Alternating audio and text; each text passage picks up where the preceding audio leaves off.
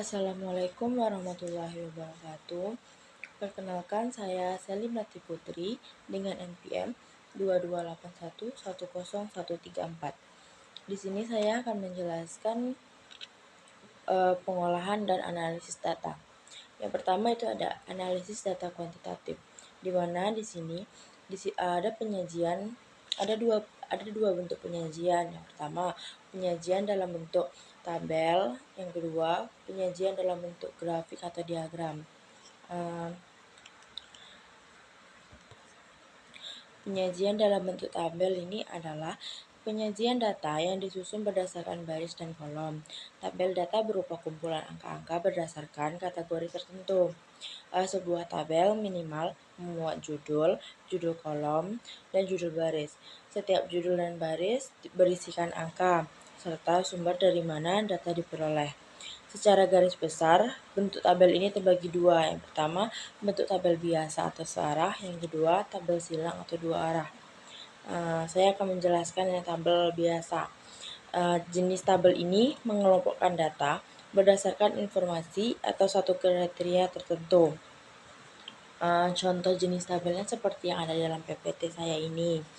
Lalu, tabel silang atau dua arah. Jenis tabel ini digunakan untuk mengelompokkan data berdasarkan dua kriteria atau lebih.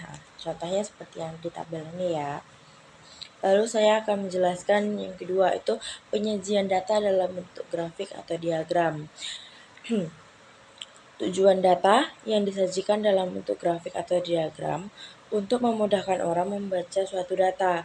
Di sini ada beberapa bentuk. Yang pertama ada histogram. Histogram ini adalah penyajian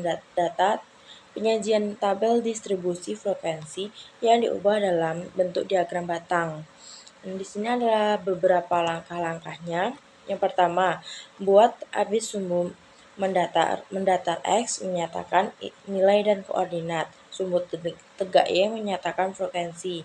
Yang kedua, buat skala absis dan ordinat. Yang ketiga, buat batas kelas dengan cara setiap tepi bawah kelas dikurang 0,5. Contoh tabelnya seperti ada di dalam PPT saya ini. Saya akan menjelaskan yang kedua, yaitu poligon frekuensi. Poligon frekuensi ini adalah garis grafik yang menghubungkan nilai tengah dari setiap interval kelas. Agar ujung kiri dan kanan tertutup, perlu ditambah satu kelas pada kelas pertama dan satu kelas lagi sesudah kelas terakhir dengan frekuensi masing-masing 0. Langkah-langkahnya yang pertama ada menentukan nilai tengah. Yang kedua, membuat grafik poligon. Contoh grafiknya itu seperti ada dalam PPT saya. Nah, yang ketiga itu ada diagram lingkar atau P-cards. Diagram lingkar ini merupakan suatu lingkaran yang dibagi menjadi beberapa bagian lingkaran. Besar kecilnya setiap bagian lingkaran ini tergantung dari besar kecil variabel. Perhitungan nilai bagian lingkaran dihitung berdasarkan persentase. Ada dua langkah. Yang pertama, menentukan persentase setiap kelas. Yang kedua, membuat diagram P. Contohnya itu seperti yang dalam PPT.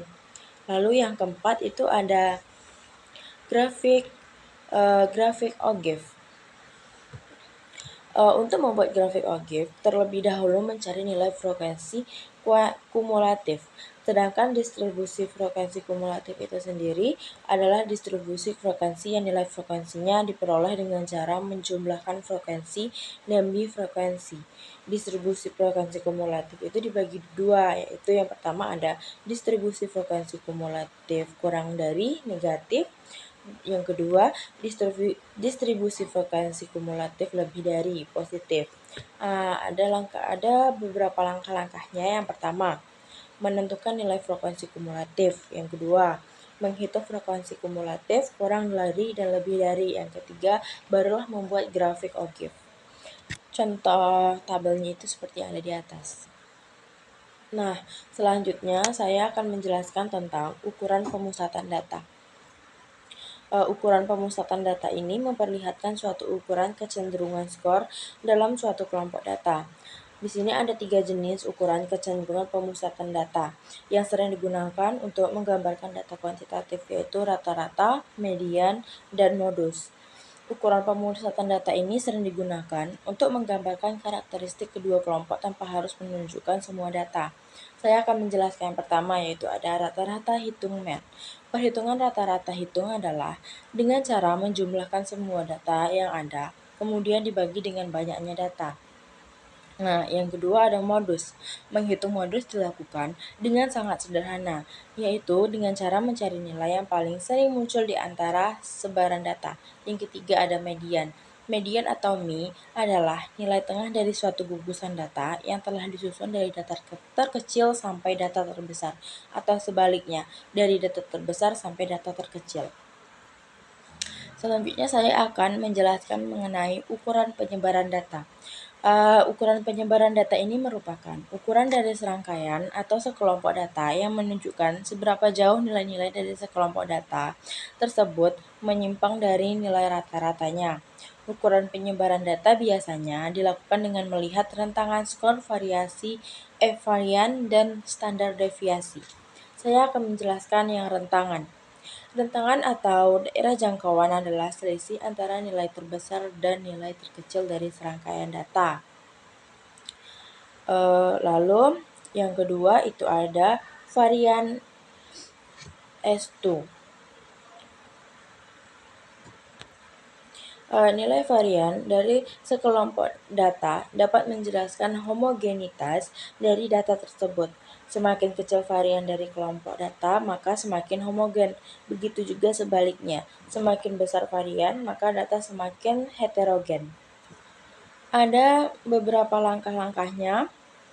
Yang pertama, mencari nilai rata-rata. Lalu yang kedua, mencari selisih antara nilai X dengan nilai rata-rata.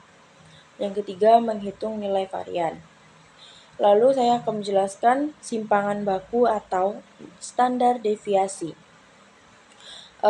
Simpangan baku atau standar deviasi ini adalah nilai yang menunjukkan tingkat variasi kelompok data atau ukuran standar penyimpanan dari nilai rata-ratanya.